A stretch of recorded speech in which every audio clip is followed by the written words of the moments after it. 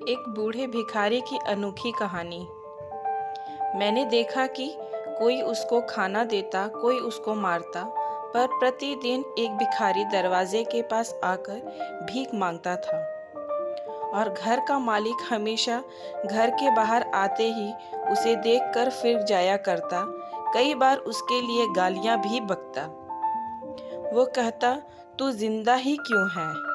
पूरी जिंदगी ऐसे ही भीख मांगेगा क्या? धरती का बोझ क्यों बन बैठा है? और कभी कभी उस भिखारी को गुस्से में वह धक्का भी मार दिया करता।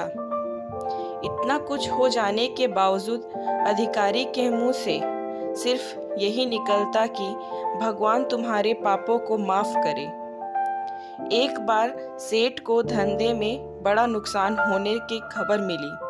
सेठ बहुत परेशान था कि तभी उसके दरवाजे पर वही भिखारी आया।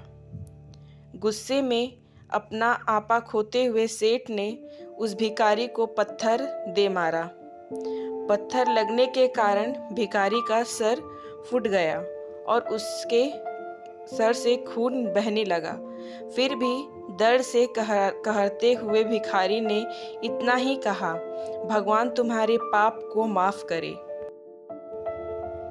भिखारी वहां से चला गया। सेठ सोच में पड़ गए। भिखारी को पत्थर मारा, फिर भी उसने सिर्फ प्रार्थना की। सेठ का गुस्सा शांत हुआ, शेर का मन शांत हुआ। भिखारी का रहस्य जानने के लिए सेठ ने भिखारी का पीछा करना शुरू कर दिया। भिखारी जहां जहां जाता, सेठ उसके पीछे पीछे जाता। सेठ ने करते तो कोई गाली देता। लोग भिखारी के साथ चाहे जैसा व्यवहार करते, लेकिन भिखारी सबके लिए एक ही प्रार्थना करता, भगवान तुम्हारे पाप माफ करे। अब रात होने को आई थी। भिखारी अपने घर जाने के लिए लौटा। वो अपने घर पहुंच गया, लेकिन सेठ अब भी उसका पीछा कर ही रहा था। एक पुरानी टूटी हुई खटिया पर एक बूढ़ी औरत लेटी हुई थी। काफी कमजोर और बीमार लग रही थी। वह भिखारी की पत्नी थी। अपने आप से सिर से खून निकल रहा है। ये चोट कैसी लगी?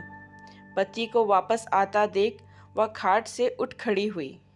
पत्नी ने अपने पति से भीख वाले कटोरे में देखा। उसमें सिर्फ आधी बासी रोटी थी। उसे देखकर वह बोली, आज बस इतना ही मिला?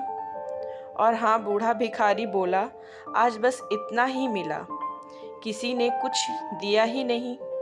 सब ने गालियां दी और एक ने पत्थर भी फेंका, इसलिए मेरा सर फट गया। एक गहरी ठंडी सांस लेकर बूढ़ा भिखारी फिर से बोला, यह मेरे ही पापों का फल है। तुम्हें याद है कुछ सालों पहले हम कितने अमीर थे? क्या कुछ नहीं था हमारे पास? हमारे पास हर चीज़ ज़रूरत से ज़्यादा थी, लेकिन हमने कभी दान नहीं किया। और उससे भी बुरा हमने उस अंधे भिखारी के साथ किया, जो हमारे द्वार पर भीख मांगने आया करता था। बूढ़ी पत्नी की आंखों में आंसू आ गए। वह बोली, हाँ, हम उस बेचारे अंधे के साथ बहुत बुरा करते थे। उसका अपमान करते थे। उसे खाने के लिए रोटी की जगह कागज़ दिया करते थे। उसका मजाक उड़ाया करते थे और कभी कभी मारा भी करते। मैंने कभी उसको रास्ता नहीं दिखाया। एक बार मैंने उसके मुंह पर मिट्टी भी फेंकी थी और वह हमेशा दुखी होकर यही कहता कि भगवान तुम्हारे पाप किए की सज़ा देगा। भगवान तुम्हारे पापों की सज़ा ज़रूर देगा। उसका श्राप सच हुआ और हम इस दुख भरी जिंदगी में आ गए। भिखारी बोला, हाँ, उसका श्राप सच हुआ, इसलिए मैं किसी को बद्दुआ नहीं देता, चाहे कोई मेरे साथ कैसा भी बर्ताव करे। मैं हमेशा उसके लिए प्रार्थना करता हूँ। मैं नहीं चाहता कि कोई भी हमारे जैसी जिंदगी का अनुभव करे, किसी को भी हमारे जैसे दुखों का सामना करना पड़े।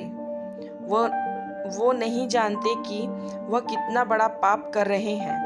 इसलिए अनजाने में हुए पाप की ऐसी सज़ा किसी को भी मिले मैं नहीं चाहता। सेठ वहीं पर छुपकर यह सारी बातें सुन रहा था। अब उसे सब कुछ समझ में आ गया था। भिखारी और उसकी पत्नी ने वह आधी रोटी मिल बांट कर खाए और भगवान को धन्यवाद बोलकर सो गए।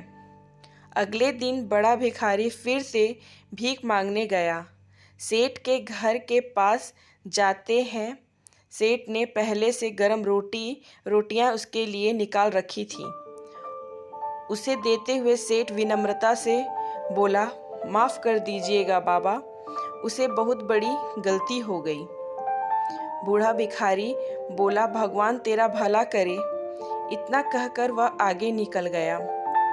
इस कहानी से जो सीख लेने लायक है वह बड़ी ही सिंपल है कि आदमी चाहे किसी के बारे में बुरा कहे या भला करे, लेकिन भगवान सिर्फ कर्म के हिसाब से उसको फल देता है। क्या हुआ अगर भगवान नहीं दिखता है, लेकिन यह बात बिल्कुल सच है, उसके खाते में सबका हिसाब बहुत पक्का होता है।